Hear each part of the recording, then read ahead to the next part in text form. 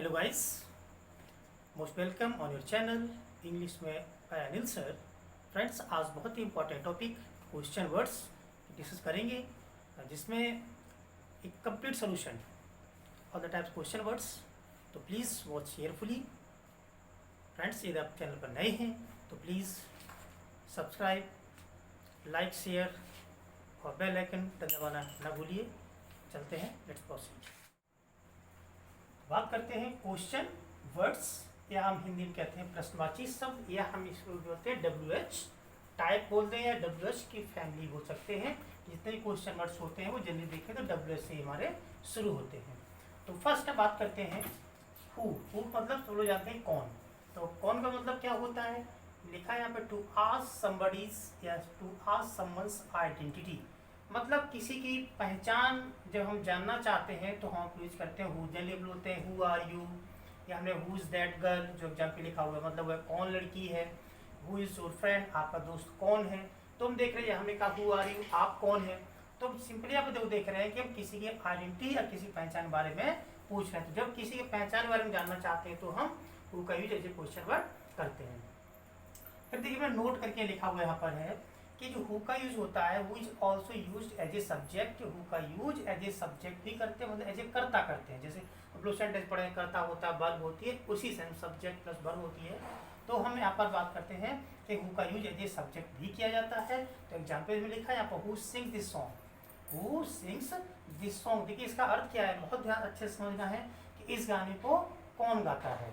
तो मतलब यहाँ पर समझने वाली बात यहाँ पर कि जो हु है हमारे यहाँ पर वो यहाँ पर सब्जेक्ट है। तो यहाँ पर चलना है, तो आप यहाँ पर ही या सी रख के देखिए सेंटेंस में। तो बनेगा sentence he sings this song या सी सिंग्स दिस सॉन्ग। मतलब जो हु हमारा होता है वो सिंगुलर सब्जेक्ट होता है। ये हम जैसे और कह सकते हैं हु कॉल्ड यू। तो इसका अर्थ हुआ आपको किसने बुलाया। देखिए आपको किसने बुलाया, तो निश्चित है यहाँ पर कोई बुलाने वाला है। कौन आंसर, यही हमारा हु ही होगा यहाँ पर। ये हमारा क्या ऑब्जेक्ट में हम कह सकते हु कॉल्ड मी, तो मुझे किसने बुलाया। तो जो हु होगा यही हमारा बुलाने वाला होगा। तो हमें ध्यान देना है कि हु का यूज एज ए सब्जेक्ट भी किया जाता है। एग्जाम्पल में और लिखा हु वॉज टीचिंग यू, आपको कौन पढ़ा रहा था। तो देखिए कौन का मतलब फिर एज ए सब्जेक्ट यहाँ पर यू हमारा ऑब्जेक्ट है। तो who was teaching you, who was teaching me, who was standing here. तो हु का मतलब हम वहाँ पर एज ए सब्जेक्ट यूज करते हैं। अब हम बात करते हैं हूम। तो देखिए जो हु है, हु हमारा सब्जेक्ट होता है, उसका ऑब्जेक्ट होता है हु। तो देखिए हूम का मतलब क्या होता है, किसे, किसको, जिसको। तो इसका यूज काम जिससे लिखा हुआ है it is used as a object. तो मतलब हु का ही ऑब्जेक्ट हुम होता है। तो इसका अर्थ क्या है, किसको भी, किसे भी बोलते हैं, या किसको भी बोलते हैं, जिसको भी बोलते हैं। एग्जाम्पल लिखा है इसके कि हुम डू यू नो। हुम डू यू नो का मतलब होता है आप किसे जानते हैं। तो ध्यान दिए यहाँ पर कि ये ऑब्जेक्ट है और जानने वाले आप ही सब्जेक्ट हैं। तो यहाँ पर देखिए हुम क्या हमारा ऑब्जेक्ट, इसका अर्थ हुआ आप किसे जानते हैं। तो प्लीज़ बहुत अच्छे से केयरफुली डिफरेंस करना हम लोगों को हु और हु में। कि हु हमारा ऑब्जेक्ट होता है, हु हमारा सब्जेक्ट होता है। एग्जाम्पल और लिखा हु आर यू कॉलिंग। तो हु आर यू कॉलिंग में देखिए यहाँ पर हु के साथ इज आता था, यहाँ पर आर क्यों आ रहा है, क्योंकि यू हमारा सब्जेक्ट प्लूरल है, इसलिए यहाँ पर आर पेश करते हु आर यू कॉलिंग। ठीक है। एक और होता है whom did you teach, मतलब आपने किसे पढ़ाया। तो हम देख रहे हैं कि आपने किसे पढ़ाया है। whom are you calling, आप किसे बुला रहे हैं। whom do you know, आप किसे जानते हैं, आप किसको जानते हैं। तो मतलब किसे या किसको डिपेंड कर रहा होता है हिंदी की हमारी टोन में जो भी शब्द आ जाए, बट यही तीन हमारे आते हैं और इसका यूज एज ऑब्जेक्ट होता है। ठीक है। अब इसके whom के साथ साथ में इनके डायरेक्टली यूज भी होते हैं। जैसे इनका विद whom, मतलब किसके साथ। अक्सर बोल देते हैं कि आप किसके साथ पढ़ते हैं, आप किसके साथ खाना खाते हैं, आप किसके साथ जाते हैं, या आप किसके साथ जा रहे थे, आप किसके साथ जाना चाहेंगे। तो देखिए टेंस आप कोई भी हो सकते हैं, हम जो भी टेंस आएगा उसी पे वर्ब यूज करते हैं। हम लोग सब लोग जानते हैं कि हमारा जो टेंस होता है वर्ब पर डिपेंड कर रहा होता है, एक्शन डिपेंड कर रहा है, एक्शन किस मूवमेंट में किया गया वही हमारा टेंस हो जाता है। एग्जाम्पल में लिखा हुआ पर कि with whom would you like to have dinner, मतलब आप किसके साथ डिनर करना चाहेंगे। या हम कहते हैं आप किसके साथ जा रहे थे, तो with whom were you going, आप किसके साथ नाच रहे थे, तो with whom were you dancing. तो देखिए विद जब आएगा किसके साथ, तो विद whom का डायरेक्टली यूज करेंगे और सेंटेंस को हम ट्रांसलेट करेंगे। Next one is to whom means किससे।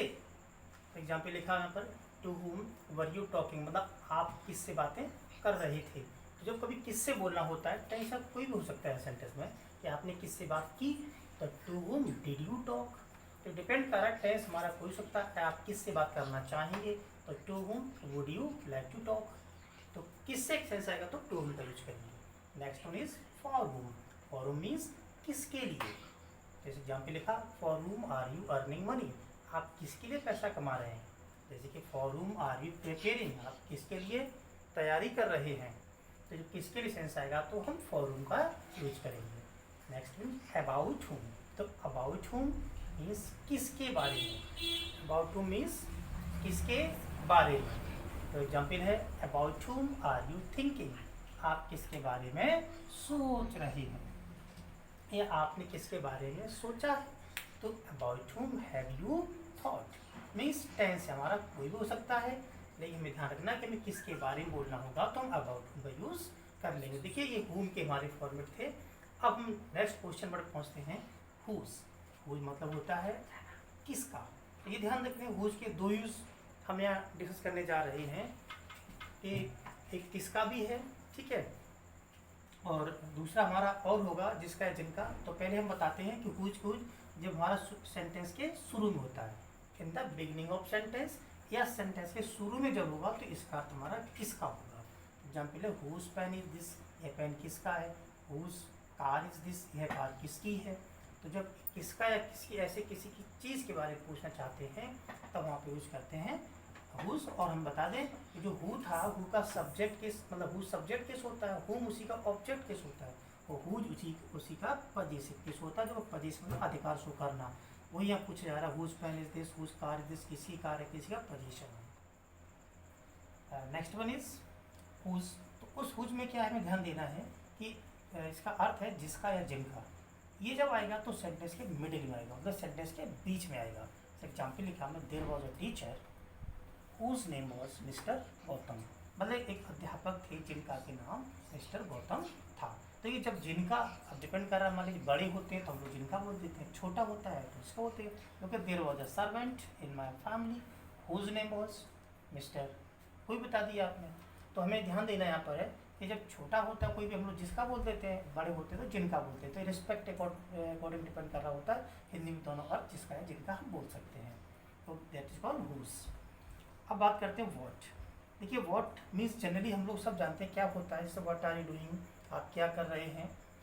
व्हाट आर यू टेकिंग, आप क्या खा रहे हैं, क्या ले रहे हैं। हमने जो है व्हाट का यूज किया है वो एज ए सब्जेक्ट यूज किया है। बहुत इंपॉर्टेंट ध्यान देना कि व्हाट का यूज एज ए सब्जेक्ट भी होता है। तो जब व्हाट एज ए सब्जेक्ट होगा तो जो सेंटेंस लिखा है यहाँ पर कि व्हाट मेक्स यू एंग्री, मतलब इसका अर्थ यहाँ पर है कि आपको कौन गुस्सा दिलाता है, तक आपको क्या चीज़ है। मीन्स हो सकता है, वो सॉन्ग हो सकता है, कोई बात हो सकती है, कोई त्यौहार हो सकता है। तो what makes you angry, what makes you healthy, what makes you please. तो ध्यान दीजिए व्हाट हमारा एज ए सब्जेक्ट हो रहा है। ये भी हो सकता है, जरूर नहीं कि यहाँ पर व्हाट का प्रेजेंट है, टेंस कोई हो सकता है। सेंटेंस ये भी हो सकता है कि आपको क्या चीज़ गुस्सा दिला रही है, तो what is making you angry, या what was making you angry. तो व्हाट हमारा एज ए सब्जेक्ट यूज होता है, वही हमने यहाँ पर डिस्कस किया हुआ है। Next question word is which. Which मतलब होता है कौन सा या कौन सी। विशेष ध्यान रखना है कि जो कौन सा या कौन सी वाला विच हमारा होता है ये हमेशा नॉन लिविंग थिंग्स या एनिमल्स के लिए हम यूज़ करते हैं। इसमें लिखा विच इज योर बुक, आपकी कौन सी किताब है। विच इज योर पेन, आपका कौन सा पेन है, मतलब नॉन लिविंग थिंग। या फिर होता है which book do you like most, आप सबसे ज़्यादा कौन सी किताब पसंद करते हैं। तो हमें बस यही ध्यान देना है कि विच का यूज होगा, या विच इज योर काउ हो सकता है, विच इज योर हाउस हो सकता है। तो विच का यूज जब करेंगे तो नॉन लिविंग थिंग्स या एनिमल्स के लिए यूज करते हैं, कौन सा कौन सी। नेक्स्ट वन इज इन विच। तो विच के भी जो टाइप्स हैं तो उसमें सेकंड नेक्स्ट है इन विच का मतलब किस में या किस जगह में। वो डिपेंड कर रहा है हमारे सेंस में, किस में भी आ सकता है, किस जगह में आ सकता है। एग्जाम्पल है इन विच टाउन डू यू लिव, कि आप किस टाउन में रहते हैं। और हो सकता है जैसे in which school do you study, आप किस स्कूल में पढ़ते हैं। तो जब कभी आए किस में या किस जगह में तो हम यूज करेंगे in which. Next one is by which. By which का मतलब होता है किस चीज़ के द्वारा या कौन सी के द्वारा। तो ध्यान देना है, दो टाइप से पढ़ा है आपने बाय विच, एक बाय विच यहाँ पर, एक बाय विच और है, जिससे जिसके द्वारा। दोनों में क्या डिफरेंस है कि जब बाय विच का use in the beginning of sentence, मतलब सेंटेंस के शुरू में होता है, तब इसका अर्थ होता है किस चीज़ के द्वारा या कौन सी के द्वारा। जैसे एग्जाम्पल है, by which train are you going, आप कौन सी ट्रेन से जा रहे हैं या किस ट्रेन के द्वारा जा रहे हैं। ओके, नेक्स्ट वन इस फिर से बाय विच है, तो जिससे या जिसके द्वारा। तो ये हमारे सेंटेंस में in the middle of sentence, ये जब आएगा तो सेंटेंस के मिडिल में आता है। जैसे एग्जाम्पल लिखा, I want to buy a TV, note किया by which I will entertain. तो इसका अर्थ क्या हुआ, मैं टीवी खरीदना चाहता हूँ जिससे या जिसके द्वारा मैं एंटरटेन करूँगा, मनोरंजन करूँगा। तो क्लियर सा है कि जो बाय विच दूसरा है वो मिडिल में आएगा, तो जिससे जिसके द्वारा हो जाएगा, और शुरू में होगा तो किस चीज़ के द्वारा या कौन सी चीज़ के द्वारा हो जाएगा। Okay, next one is how much, means कितना। तो जो कितना होता है, हाउ मच, इसका मतलब इसका यूज करते हैं क्वांटिटी बताने के लिए, या हिंदी में कहें मात्रा बताने के लिए। ओके, फिर ध्यान रखना होगा, हाउ मच का यूज मात्रा बताने के लिए होता है। एग्जाम्पल लिखा है, how much water is in this bottle, how much water is in this bottle का मतलब इस बॉटल में कितना पानी है। और एग्जाम हो सकता है, how much sugar is in this packet, इस पैकेट में कितनी शुगर है। तो मतलब हम दोनों में मात्रा ही जानना चाह रहे हैं, तो कितना मतलब मात्रा से होगा। Next one is how many, how many means कितने। तो कितने मतलब संख्या के लिए, यहाँ पर नंबर्स आते हैं, गिनती आती है। एग्जाम्पल लिख सकते हैं, how many girls are there, वहाँ पर कितनी लड़कियाँ हैं, या how many students are in this class, इस क्लास में कितने बच्चे हैं। तो जो संख्या की बात करेंगे तो हाउ मेनी का हम यूज करेंगे। नेक्स्ट है हाउ ऑफन, हाउ मतलब कब कब, मकसद लोग कहते हैं तुम कब कब जाते हो, कब कब खाना खाते हो, तुम कब कब सोते हो, तुम कब कब इस किताब को पढ़ते हो। मतलब यहाँ का जो सेंस होता है बता दें, ओकेजनली इसका मतलब कर सकते हैं इंग्लिश में। ओकेजनली मतलब कोई ओकेजन पर काम करते हैं, रेगुलर नहीं ये चीज़ है, कभी कभी चीज़ सेंस क्यों निकलता है कि कब का मतलब ओकेजन होता है कि आप होली में जाते, दिवाली में जाते, इसको कब कब पढ़ते हैं, यानी मंडे पढ़ लेते हैं या महीने में एक बार पढ़ लेते हैं। तो ओकेजनली जब कोई काम होता है तो हम हाउ ऑफन का मतलब कब कब। एग्जाम्पल है, how often do you go there, आप वहाँ कब जाते हैं, या आप उससे कब कब मिलते हैं, how often do you meet him, या आप मार्केट कब जाते हैं, तो how often do you visit the market. तो जब कब कब सेंस आएगा तो हम हाउ ऑफन का यूज करेंगे। नेक्स्ट में हाउ फार, हाउ फार मतलब कितनी दूर या कितना दूर, जो भी हम बोलने अपने हिसाब से बोल सकते हैं। तो जब दूरी की सेंस में आता है, कितना दूर पूछना हो कभी से हमें, तो यूज करते हैं हाउ फार। इस एग्जाम्पल लिखा, how far can you throw this stone, आप इस पत्थर को या स्टोन को कितनी दूर फेंक सकते हैं। या कह सकते हैं how far can you throw this ball, आप इस बॉल को कितना दूर फेंक सकते हैं। तो कितना दूर सेंस में how far. Next one is what ever. तो हमें ध्यान देना है कि जो जितने भी एवर वाले क्वेश्चन वर्ड्स होते हैं, वॉट एवर है, we can ever, whoever होंगे, ये सभी हमारे सेम ही क्वेश्चन वर्ड हैं। ठीक है, तो हमें यहाँ पर जो है क्वेश्चन वर्ड का यूज नहीं करते हैं हम लोग। ठीक है, मतलब क्वेश्चन मार्क नहीं लगाएंगे। तो जो कुछ एग्जाम्पल लिख सकते हैं कि do what ever you like, वही करो जो आप पसंद करते हैं। या और सेंट हो सकता है कि whatever you know please tell me, तुम जो कुछ जानते हो कृपया मुझे बता दो। तो जो कुछ का सेंस मतलब जो कुछ है, कुछ भी जो सेंस निकलता है, that is known as whatever. Next one is whenever, जब कभी भी कह सकते हैं, जब जब कह सकते हैं, हर समय कह सकते हैं। हम लोग कहते हैं और जब कभी आती हैं तो चॉकलेट्स लाती हैं, या जब जब मिलते हैं बहुत अच्छा लगता है। तो जब जब कहते हैं या हर समय में कह सकते हैं कि हर समय मिलते हैं, हर समय मतलब जब भी मिलते हैं, जो भी समय होता है उस समय में ज़रूर अच्छा लगता है। तो वही है कि वेन एवर आई स्टडी, जब भी जब कभी पढ़ता हूँ, जब जब पढ़ता हूँ, या मतलब इन द सेंस कोई टाइम पढ़ता हूँ। यू ऑलवेज डिस्टर्ब, आप मेरे को डिस्टर्ब करते हैं। तो वेन एवर आई स्टडी, जब कभी पढ़ता हूँ, जब जब पढ़ता हूँ, यू ऑलवेज डिस्टर्ब। और सेंट हो सकता है कि वेन एवर सी कम्स, और जब कभी आती है, सी ब्रिंग्स चॉकलेट्स फॉर मी। तो जब कभी सेंस आएगा जब जब, तो use when ever. Next one is who ever, ever means जो कोई या कोई भी सेंस होता है। यहाँ पर एग्जाम्पल हुआ कि जो कोई जाना चाहता है वो जा सकता है, हम अक्सर बोलते हैं कि whoever wants to go he can go. तो एग्जाम्पल में ऐड किया कि whoever wants to speak, ध्यान देना हु हमारा सब्जेक्ट होता है, इसीलिए हु एवर भी हमारा एज ए सब्जेक्ट यूज होगा। बहुत अच्छे याद रखना हम लोगों को, whoever wants to speak जो भी बोलना चाहता हो कॉमा ही कैन स्पीक। अक्सर हम लोग देखते हैं कि गैदरिंग होती है, कोई असेंबली होती है, तो बोलते हैं जो भी बोलना चाहता हो, जो कुछ और बताना चाहता हो, कोई आके ज़रूर बोले। तो whoever wants to speak he can speak, जो भी बोलना चाहता है बोल सकता है। नेक्स्ट वन इज wherever, मतलब जहाँ जहाँ या जहाँ कहीं। लोग कहते तुम जहाँ कहीं जाओगे, जहाँ दे जाओगे हम वहीं आ जाएंगे, या तुम जहाँ जाओगे हम वहीं आपको मिलेंगे। तो wherever you will go, तुम जहाँ कहीं जाओगे I will come over there, मैं भी वहीं आ जाऊँगा। तो जहाँ जहाँ जहाँ कहीं का सेंस होगा तो यूज करेंगे wherever। Next one is somewhere। somewhere means कहीं ना कहीं।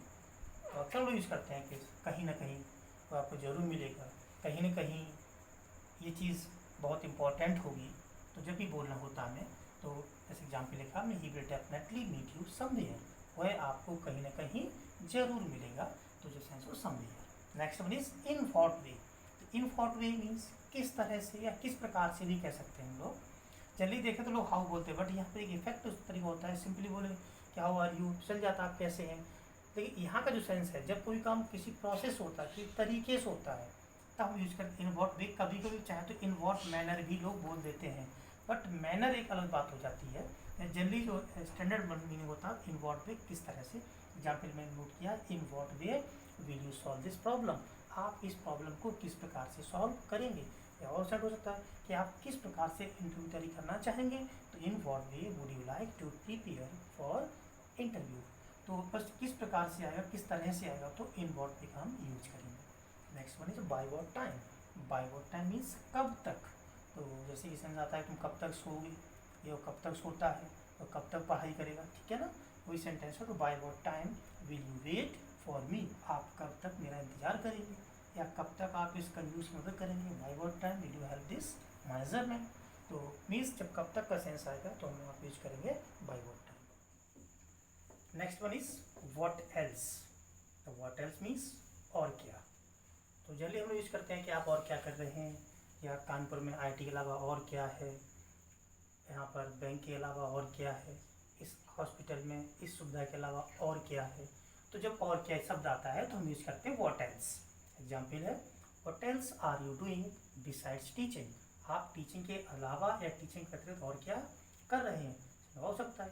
What else is in Kanpur besides IIT, Kanpur में आईआईटी के अलावा और क्या है। ओके, क्लियर है, और क्या means what else. Next one is who else. Who else means और कौन। लोग अक्सर कहते हैं कि और कौन चलना चाहेगा, और कौन बोलना चाहेगा, या और कौन गया, और कौन आया था, कोई भी टेक्स्ट हो सकता है। जैसे एग्जाम्पल में लिखा है who else would like to speak, और कौन बोलना चाहेगा, यानी आपके साथ और कौन गया था। Who else had gone with you. तो बस हमको वर्ब चेंज करते रहना है कि और कौन सेंस आएगा तो हु एल्स के साथ हम एज ए वर्ब यूज करके सेंटेंस को ट्रांसलेट कर सकते हैं। Next one is where else. Where else means और कहाँ। तो जैसे कि आप और कहाँ जाना चाहेंगे, या और कहाँ रहते हैं, तो जब भी कोई और कहाँ सब यूज करना हो तो वेयर एल्स। तो where else would you like to go, आप और कहाँ जाना चाहेंगे। तो ऐसे कोई सेंट हो सकता है। नेक्स्ट में समबडी एल्स मीन्स कोई और या कोई दूसरा। तो कोई और या कोई दूसरा का सेंस होगा तो समबडी एल्स। जैसे मैं कहता हूँ कि मैं किसी और को अलाउ नहीं करूँगा, मतलब कि दूसरे को नहीं अलाउ करूँगा, तो I will not allow to somebody else. तो कोई और या कोई दूसरा हुआ तो हम समबडी एल्स का यूज़ कर लेंगे। Friends, I think these question words really will be very helpful for everybody. So please watch video without skipping. कहीं भी आपको प्रॉब्लम अगर होती भी है तो आई थिंक हम आपको और भी इसी क्वेश्चन वर्ड के वीडियो में जो डिस्क्रिप्शन बॉक्स में आपको प्रैक्टिस सेंटेंस देंगे, आप उनको अच्छे से प्रैक्टिस कीजिए, विद सोल्यूशन होंगे। तो आई थिंक बहुत ही हेल्पफुल होंगे। Thanks for watching video.